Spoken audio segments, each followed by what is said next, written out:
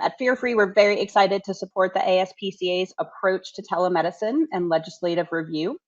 Our mission at Fear Free is to prevent and alleviate fear, anxiety, and stress in pets and educate those who care for them.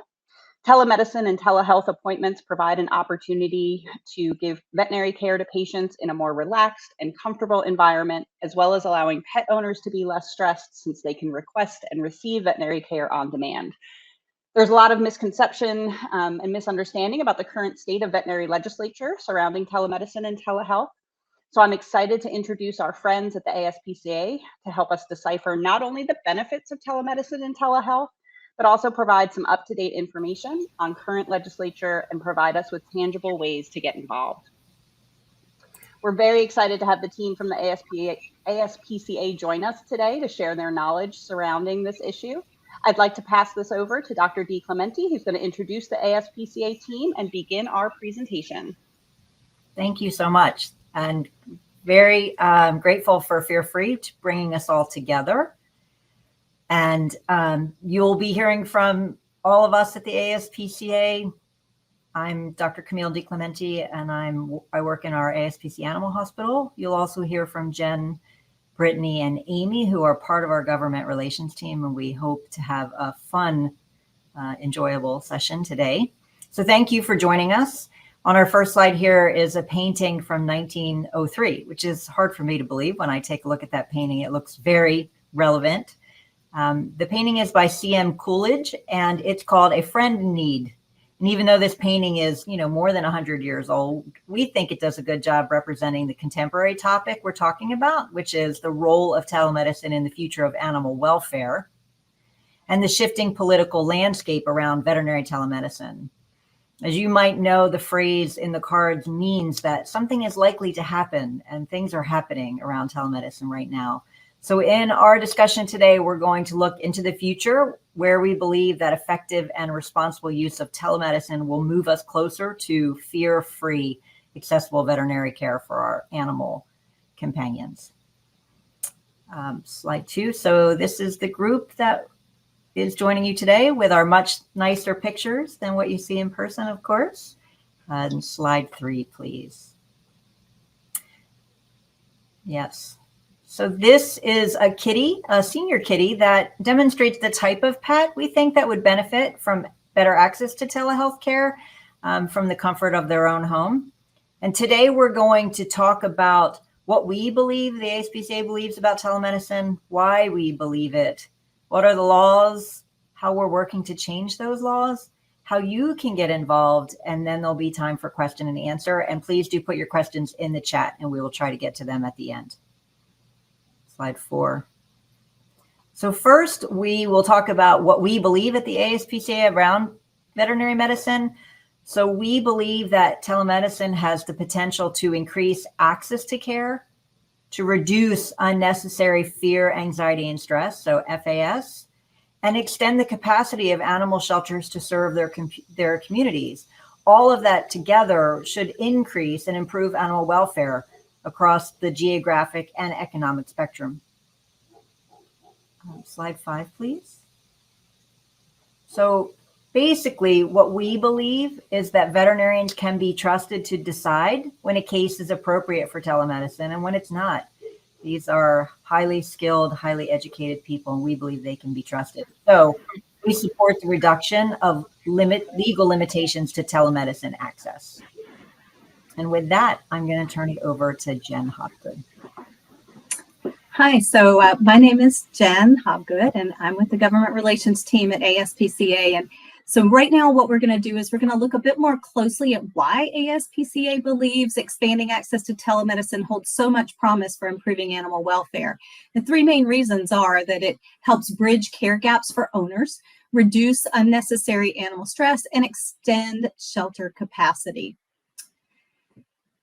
Yes, there is an animal shortage, an animal veterinarian shortage. We hear from some of our colleagues in the Veterinary Medical Association world that that's not true, but there is a documented shortage of veterinarians nationwide. It's becoming a crisis in many areas of veterinary medicine. And if you take a look at this map, if you're not familiar with it, the Veterinary Care Accessibility Project is an excellent resource for looking at access to care at both the state and the county level. So VCAP has taken data from the US Census Bureau, the CDC, and AVMA, and they've come up with an access to care score for those areas throughout the country down to the county level. We know that studies indicate that many pets do not see a veterinarian regularly, often because their owners confront significant barriers to care, whether it's affordability or accessibility due to the shortage. And those obstacles can result in pet owners foregoing care or postponing veterinary visits or even relinquishing their pets to animal shelters. In 2020, the chief economist for the AVMA estimated that over 50 million pets in the United States, approximately 1/3, do not see a veterinarian at least once a year. And we know that in September 2020, a study by a former University of Florida College of Veterinary Medicine dean, Dr. James Lloyd, found that 75 million pets in the US could be without veterinary care by 2030 if we do not update our approach to providing these services. Telemedicine has the potential to address many common barriers to care. Financial barriers in particular. We know that so many pet owners can't afford veterinary care. And if cost-effective virtual care services are available, and research shows promise here, telemedicine can help address one major barrier to care, and that's cost, which is currently escalating to the point that veterinary care is rapidly becoming a luxury item for so many pet owners. Telemedicine can also help address those ancillary expenses related to, cost of transportation if folks don't have a vehicle, travel time, missed work, and so forth. Telemedicine can help address geographic and logistical problems with bringing pets to the clinic faced by seniors. We know their pets are often a lifeline for them, particularly if they live alone, but higher rates of transportation and mobility difficulties are found within this demographic. And so disabled individuals can benefit from expanded access to telehealth for pets. Those lacking transportation, those who face difficulties transporting large dogs or reactive animals to clinics, those spicy dogs, like I have a little spicy terrier in the background here you might hear from momentarily. She's bomb-proof at home, but take her to a vet clinic and take me out of the equation, out of the room, and she has a lot to say to the vet staff, and mostly with their teeth.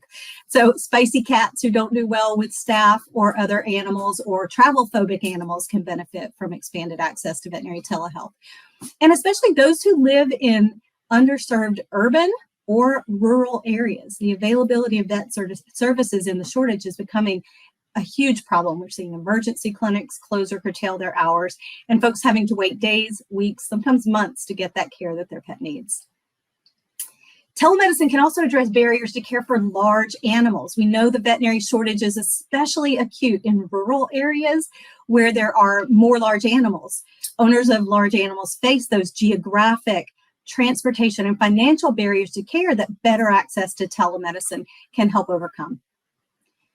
An expanded use of telemedicine technology, we know, can help bridge those gaps in care that are caused by workforce shortages and increase access to the veterinary healthcare system, helping keep pets and people together. We wanted to highlight just a few bits of research. There's so much out there now, and it's really promising. This first, though, is a statistic that's important to keep in mind when we talk about the escalating costs and people's ability to access care for affordability reasons. This is from the Consumer Price Index. That the cost of veterinary services increased almost 11% last year alone. And we know that many pet owners have visited a veterinarian at any time, but only 40% visit a vet annually.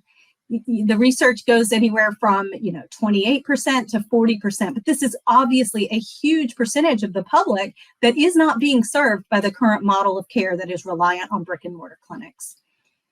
Access to telemedicine. Now, this next study is from Human Healthcare, but demonstrates that access to telemedicine reduces those cost barriers and place-based disparities. And this last one I find just fascinating. This is a study of over 21,000 virtual consults. And the conclusion was overwhelmingly clear that there were low prescribing rates, and that includes antimicrobials. Treatments were effective, and no harm was done to pets by prescribing remotely via a veterinary consult app. In fact, folks got access to safe, convenient veterinary care. If you look at the last data point there, the last bullet point, you'll see that 99.3% of those prescriptions were green, first-line antibacterials. Very few were yellow, and none were the red. So we sometimes hear in these debates, oh, it'll, access to telemedicine, it's going to lead to overprescribing of antimicrobials. But that's just not what data is showing. What it's showing is that it's the same veterinarian in the clinic as over telehealth, and they make judicious decisions about antibiotic stewardship. An ASPCA survey of pet owners that we conducted last year to dig a little deeper into this, our strategy and research department did a survey of pet owners, and we wanted to look at how people are accessing veterinary care. And about 1 in 4 of the people that we surveyed reported there was a time in the past 2 years when they wanted or needed vet care and were not able to access that care. So among those, about 50% said they weren't able to get preventive care. 43% couldn't afford care. 19% said they didn't have a way to. And so what are they doing instead? You might not be surprised. Dr. Google. 30% said they went to the internet to find a way to fix it. 23% said they asked a friend.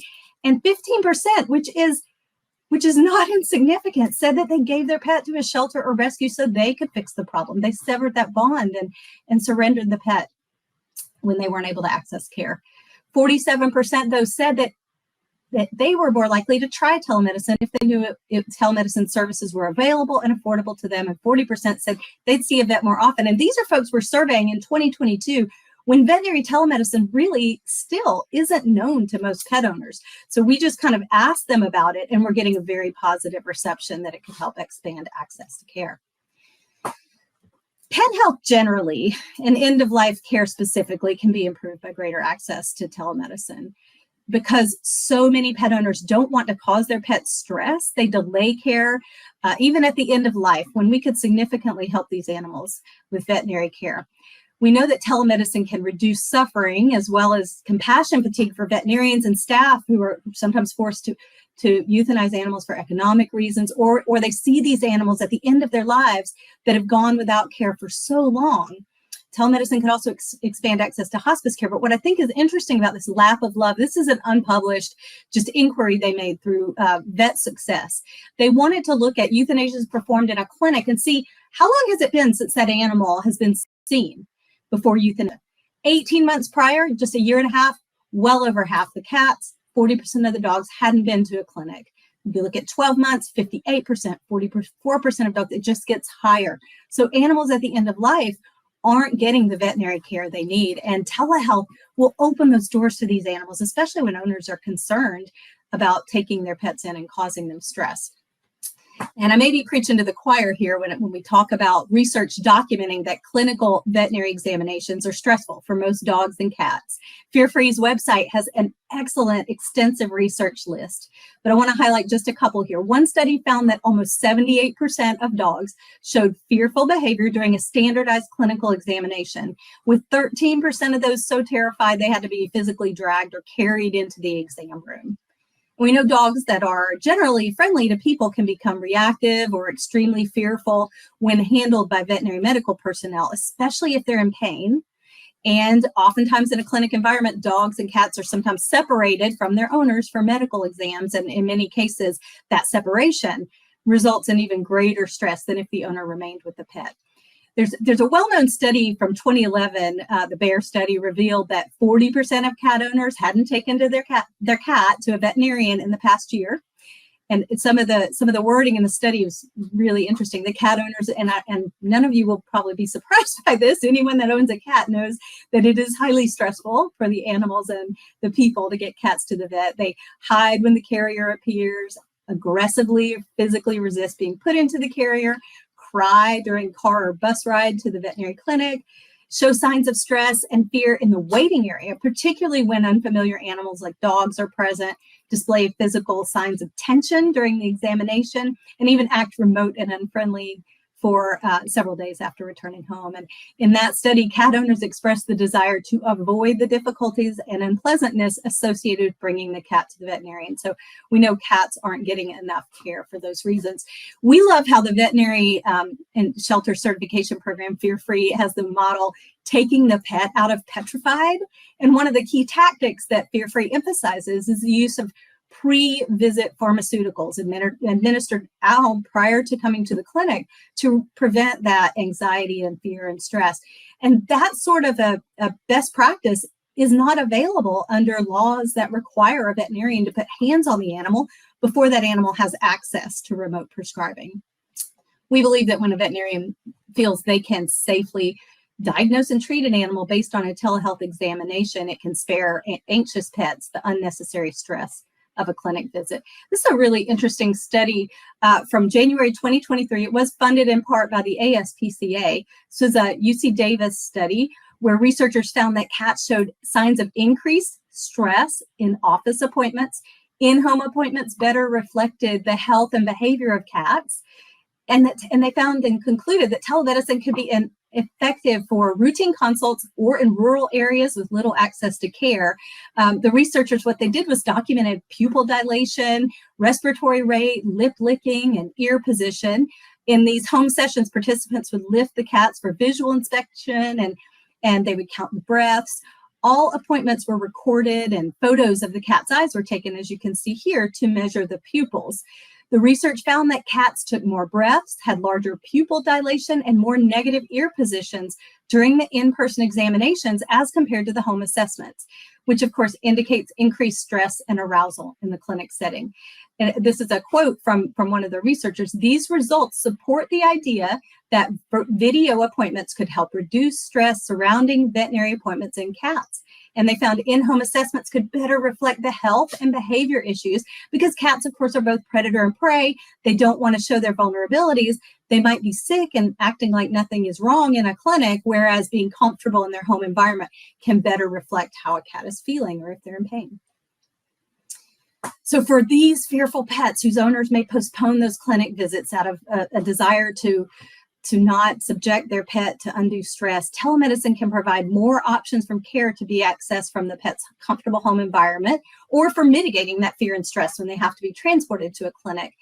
Quality of life assessment, palliative care, and end of life or hospice care provided through veterinary telemedicine technologies have the potential to reduce those unnecessary clinic visits, minimize stress, and lessen animal suffering, especially for senior or terminal animal patients. So in this next section, we want to briefly go over the benefits to animal sheltering of veterinary telemedicine. We do know that, many people, when the subject comes up, they say, well, the animal shelter owns the animals in their care. That is not always the case, depending on state law. California has a particularly thorny law about this, but they don't own all the animals in their care. They don't own the stray holds.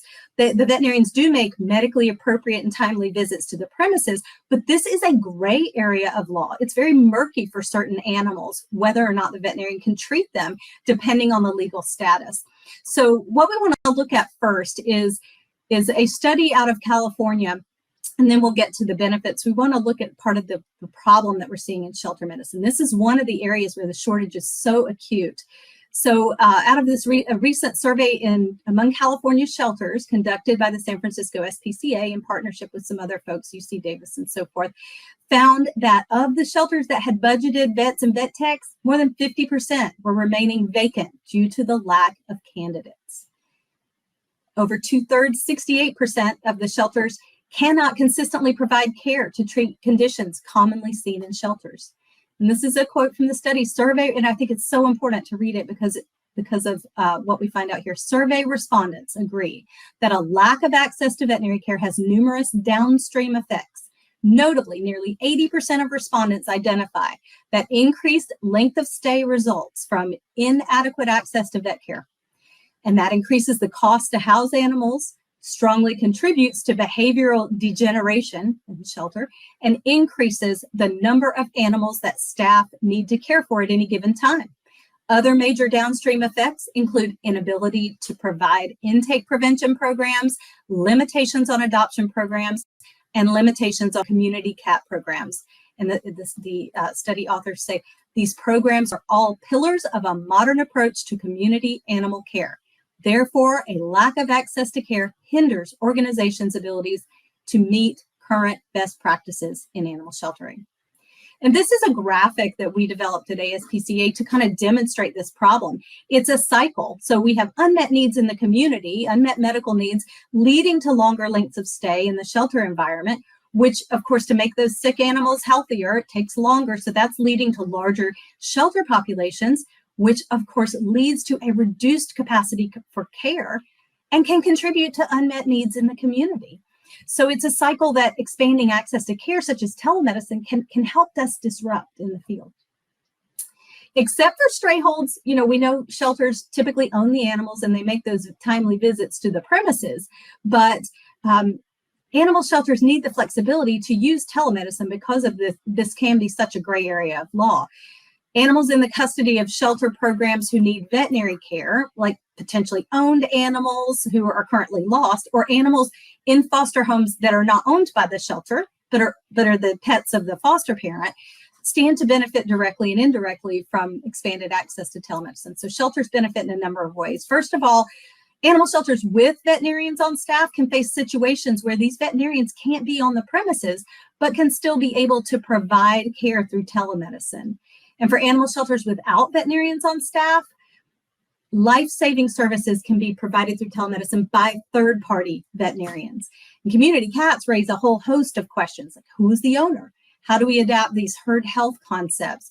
How you can't perform an in-person exam on a feral cat every year without major intervention here.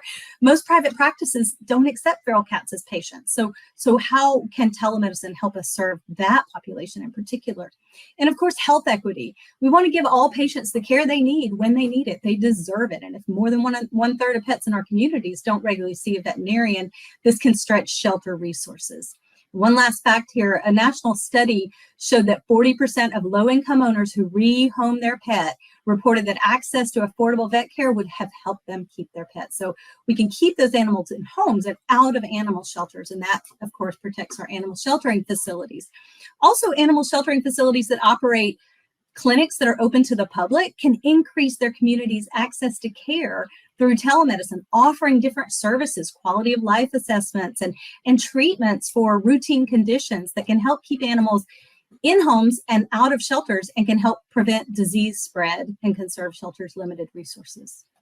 And that's why we're seeing groups like the Association of Shelter Veterinarians coming up with a very strong telemedicine position statement. You can find this on their website, and I won't read it, but they have a very similar policy to the ASPCA's, which is that veterinarians at their discretion should be enabled to create new patient relationships over telemedicine.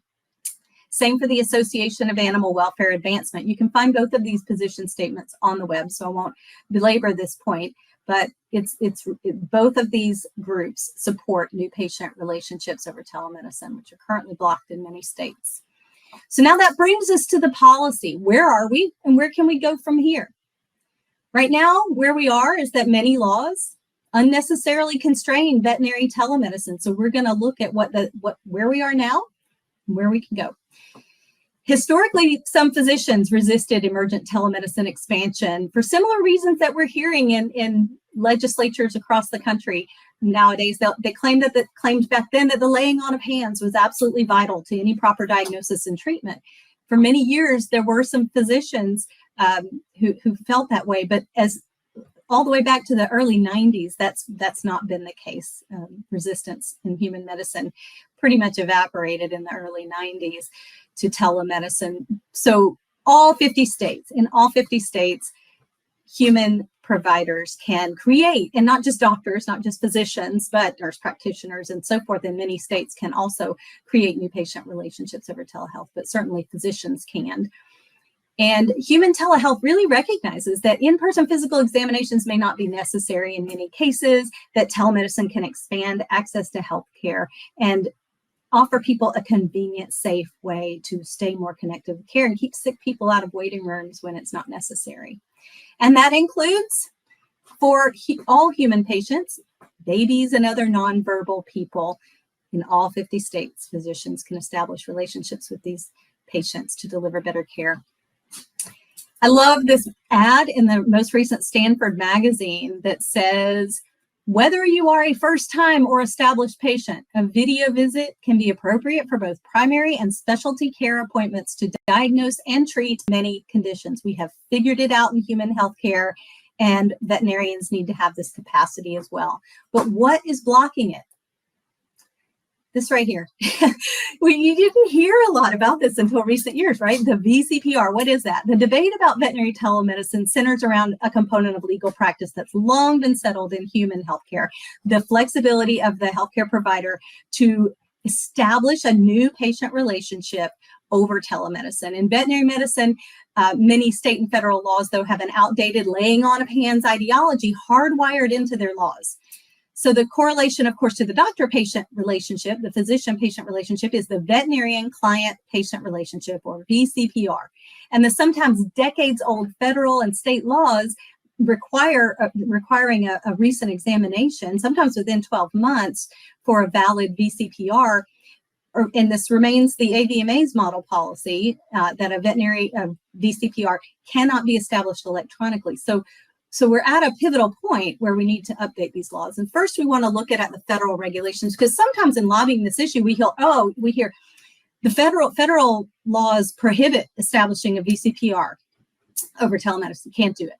But that's misleading at best, and at worst, an outright lie. At the federal level, only 2 provisions require a VCPR, and that's the USDA's regulations relating to extra label drug prescribing, which is a significant amount of prescribing in the veterinary world as well, and veterinary feed directives. And what the regulation says here is that you have to have a valid VCPR, and that can only exist when the veterinarian, I don't know if you can hear my vicious attack toy poodle in the background, that the VCPR can only exist when the veterinarian has recently seen and is personally acquainted with the keeping and care of the animal by virtue of an examination of the animal and or by medically appropriate and timely visits to the premises. That latter part is for herd health, for farms primarily. So that's the extra label drug regulation, and the similar one is used in the veterinary feed directives language. Those federal regulations are, they were enacted with the Animal Medical Drug Use Clarification Act in the 90s, at least the extra label drug regulation was, and with veterinary feed directives, it was just repeated a little bit later when that was enacted. They're decades old, at least the extra label is, but in 2023, when the FDA withdrew its temporary enforcement waiver, where, during COVID, the FDA wanted to make sure we could maximum use of telemedicine could be enabled, and that laws weren't getting in the way of that. They said, we're not going to be enforcing those federal VCPR rules because we want people to be able to use telemedicine. But when they withdrew that guidance, they did say, even though the rule doesn't specify physical, they said the federal VCPR definition cannot be met solely through telemedicine. So for those 2 situations, veterinary feed directives, extra label drug use, you need a physical examination. But those laws were enacted when our technology wasn't nearly as advanced and looked a little bit something like this. So I think you could probably guess what world event catapulted veterinary telemedicine to the forefront of our policy discussions. The COVID-19 pandemic, of course. So other than the extra label drug prescribing and VFDs, the veterinary feed directives, state laws govern the practice of veterinary medicine within each state, and that includes the VCPR. Most state laws require veterinarians to establish a VCPR or obtain sufficient knowledge of a patient before they can legally practice veterinary medicine or treat an animal patient. But this landscape is changing. The definition of telemedicine for the purposes of this map, it's a kind of in fine print, but this is to demonstrate the lack of discretion in the law. Once a veterinarian has that in-person VCPR, they can use telemedicine, but they can't at their discretion with new patients. So what you see here is what it looks like in veterinary medicine right now. Most states don't enable veterinarians to have discretion over that choice, though it is changing, which is what we're going to talk about here in a second. Just real quick, you see that on the support side, a number of organizations, but don't let this look lopsided. The AVMA is on the other side, and the AVMA-sponsored Coalition for Connected Veterinary Care includes a large number of that state VMAs and some other national groups. So it is a divided industry right now. And what we are seeing is that some of the recent legislation is not to expand access to telemedicine, but contain it with an in-person VCPR requirement. So we have to ask the question, is this kind of stacking the deck here in some way? So if we look at the legislation that passed in recent years to require a physical exam or prohibit a telemedicine VCPR, this is what it looks like. The red states would be those states. And California has changed, which you'll hear about momentarily, but California's law prohibited veterinarians from establishing a VCPR and then seeing that patient again within 12 months for something else. They had to reestablish the VCPR through a physical examination for each medical condition. And the West Virginia bill that passed mandated a face-to-face, that even had these words in it, in-person examination of the patient within 12 months. So I want you to remember this map, because I think you're going to see it's changing. But the question is, in a post-pandemic world where telemedicine is a proven effective tool for expanding access to care, why are some folks doubling down to require a physical examination before a veterinarian can treat a patient? And we know a bluff is like it's a bet that you make with a weak hand, hoping your opponent will fold a stronger hand.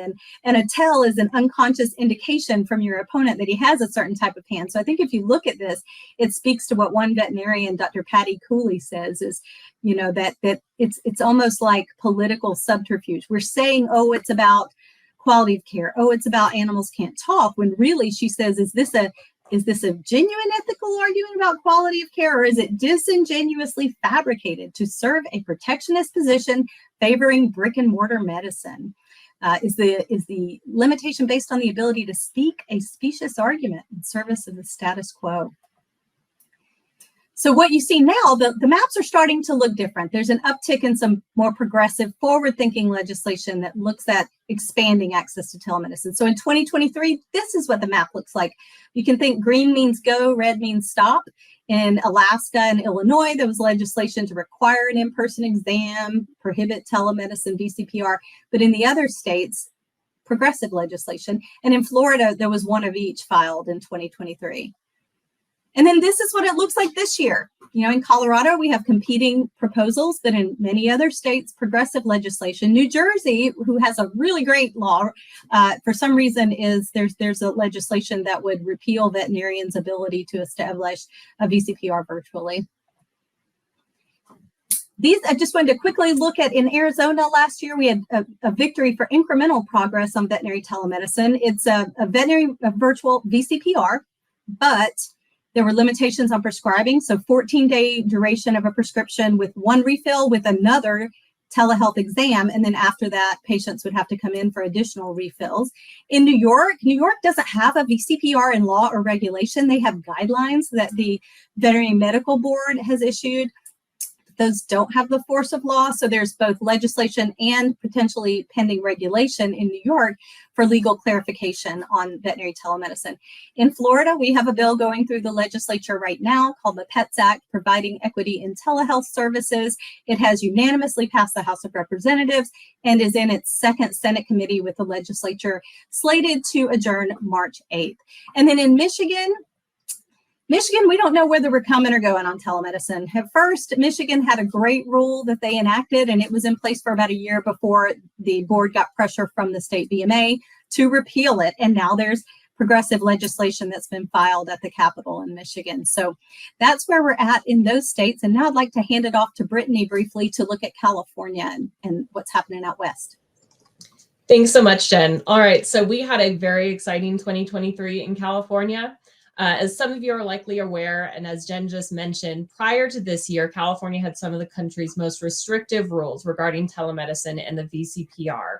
Not only was an in-person exam required to establish a relationship, but the VCPR had to be reestablished via another in-person exam for each new ailment.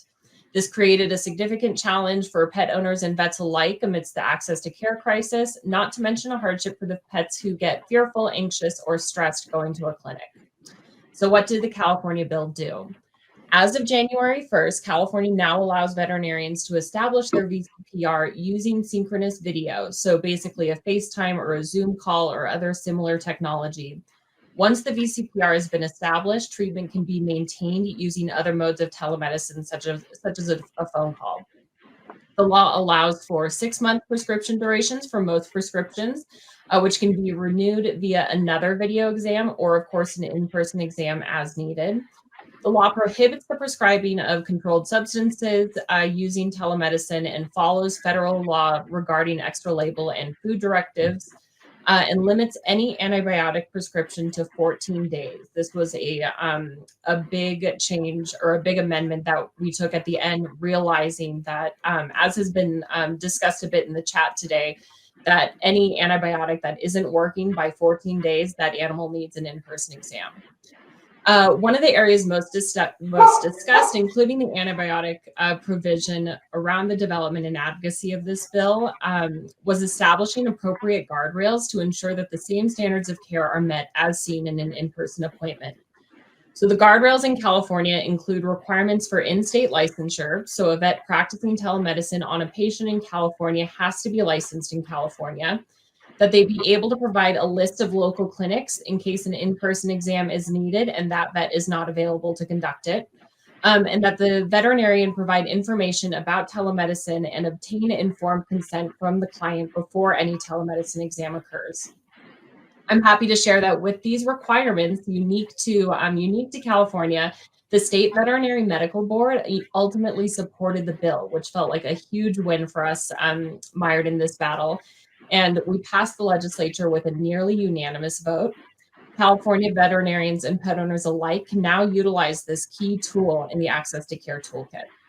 Next slide, please. And while California may have appeared from the outside as a pretty smooth path to telemedicine, it was, as I mentioned, a battle, and one that has spread to 2 other Western states this year.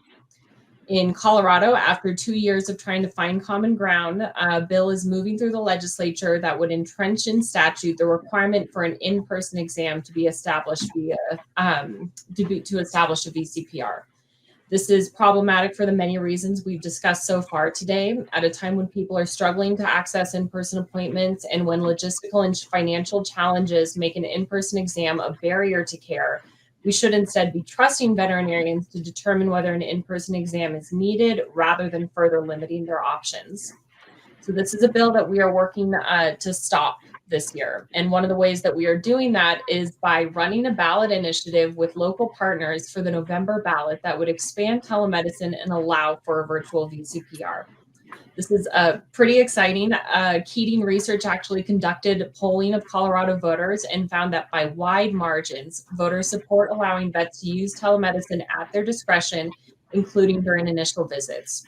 72% of respondents said that they would support the measure, with only 8% reporting that they would oppose it.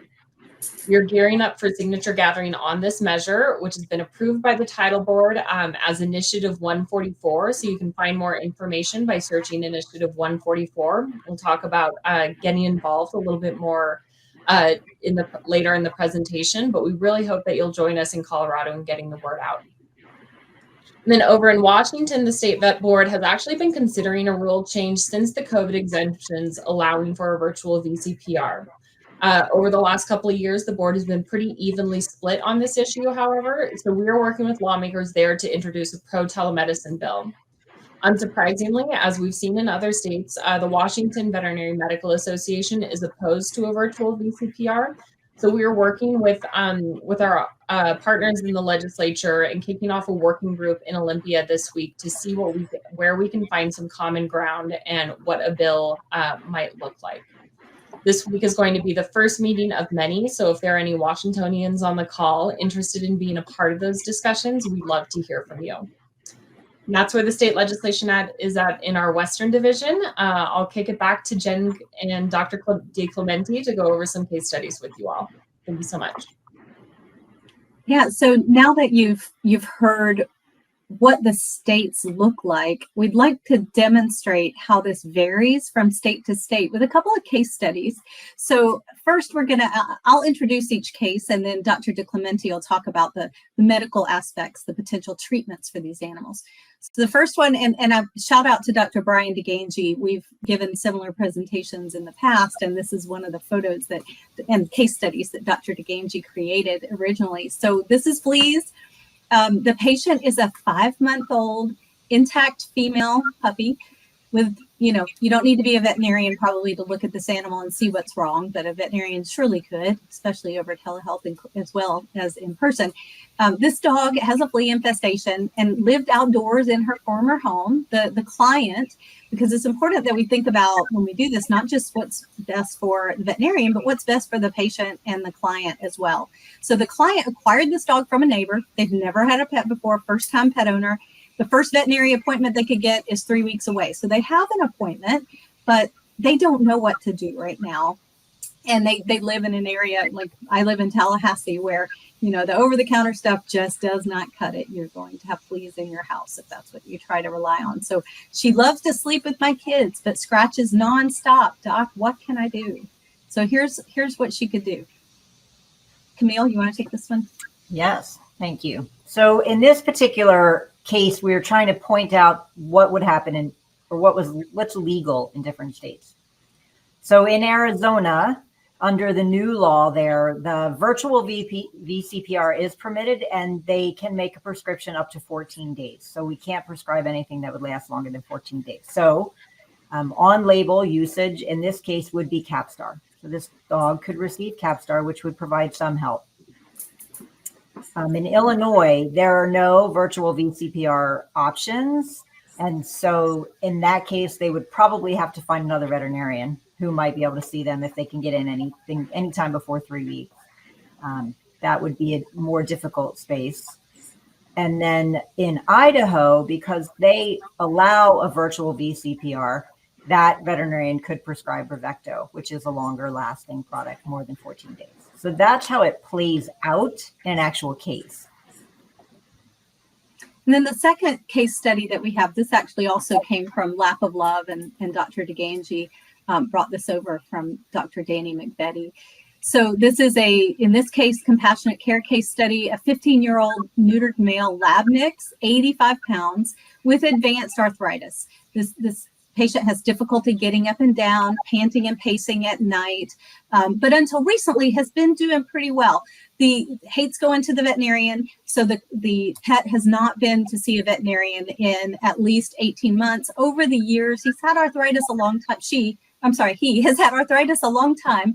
So when the family could afford it, they might take him in and get some medication, and so they know what worked in the past, but this animal hasn't been to a vet clinic in a long time because so stressed out about going to the vet. The client is an older woman with physical limitations. They don't have a veterinarian. The spouse is away on a business trip, and this is the spouse's baby. And so the client says, I just want to keep him comfortable until my husband can come home and we can say goodbye together. I don't want to try to haul this dog into a clinic just to get some comfort, but the dog is very uncomfortable and at the end of life. So what can we do, Doc? So this is another one where it would depend on where they are.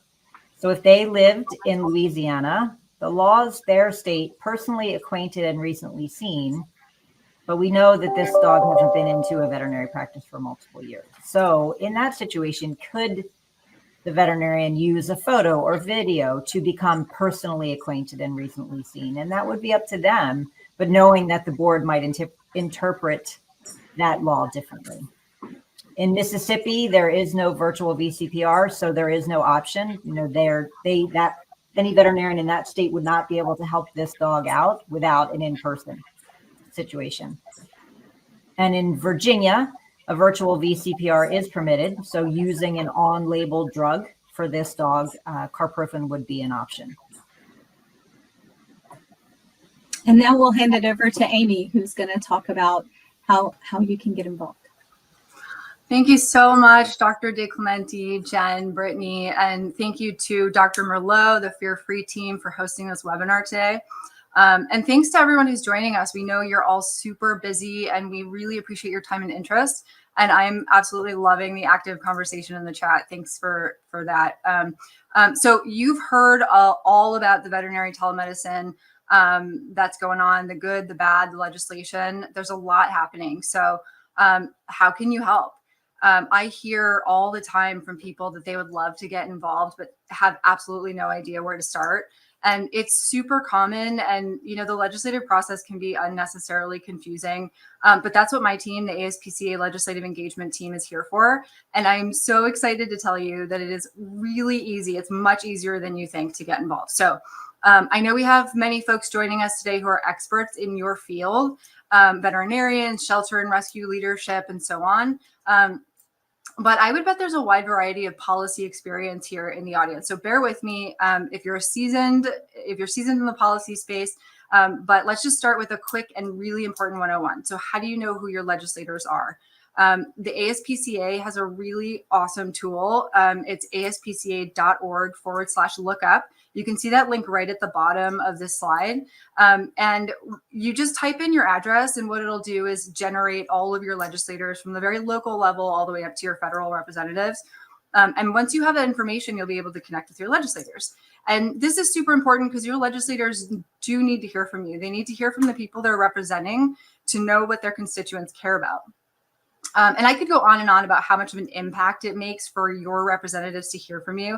But for the sake of time, and I know we have a Q&A right at the end, I'll just say that your voice is absolutely critical. So we'll go on to the actions that you can take. There's something for everyone, regardless of experience level with legislation. So we have quick and easy actions like a letter to the editor in your local publication. Our team can help you with that. It's actually one of the first actions that I took as far as legislative advocacy. And I heard back from my legislators saying that they were going to co-sponsor a bill. This was years ago, but it was very validating. And I have to say it's fairly easy and not very time consuming. So like I said, we're happy to help you if you want to get involved that way. You can write a letter to your legislator. You can meet with your elected officials. Those things we can certainly help you out with. If you've never done it before, we can help facilitate that. And so something we're always looking for is field experts like veterinarians or people with lived experience related to veterinary telemedicine to testify in hearings. In Florida, that looks like attending the hearing in person to testify, which is not as convenient, but it's really impactful when it does happen. And in other states like Colorado, the options to testify remotely or submit written testimony are available. So it's much more convenient in states like that. If you're in Florida or Colorado specifically and interested in contributing testimony, please reach out to me at the end of this webinar. And if you're a veterinarian or vet tech, tell AVMA and NVTA and your state VMA that you support a virtual VCPR. And lastly, we oftentimes circulate coalition letters to demonstrate support, and we would absolutely love for any veterinarians on this call to join those letters. And we'll tell you how you can stay in touch on the next slide. So if you don't mind advancing that slide. So how can you stay looped in after this webinar? If you're a veterinary professional, and this includes students, we recently launched a brand new veterinary policy committee that we call the Veterinary Engagement Team, or VET for short. There's no time commitment required whatsoever. We recognize how busy you all are, but it's a really great way to stay up to date on calls to action in your state and get involved. And we'll share updates and actions you can take that will take 2 minutes from the comfort of your home all the way to asking for testimony. And the great thing is that it's just designed to accommodate any schedule and any experience level. So you can go to aspca.org/vet advocates to sign up for that. And if you're not a veterinary professional, that's okay. Join the advocacy brigade to stay up to date on legislation and calls to action. And that is right at the bottom of the screen. I think it's a little bit small, but you can go to that link and sign up to get updates on our legislation and stay involved there. And anyone from the following states, if you're in Florida, if you're in Washington, if you're in Colorado, Michigan, or New Jersey, you heard about legislation happening in those states, and we really, really need your involvement. So I would highly encourage, if you're from those states, reach out to me, join the vet engagement team, join the advocacy brigade. We really want to hear from you. That's happening right now. And so as a mom of 2 large young dogs who are a complete handful at the vet, if you know my dogs, you know what I'm talking about. But I can say I've already experienced the great benefits of veterinary telemedicine, and we're super excited to work with all of you to help get this important legislation passed.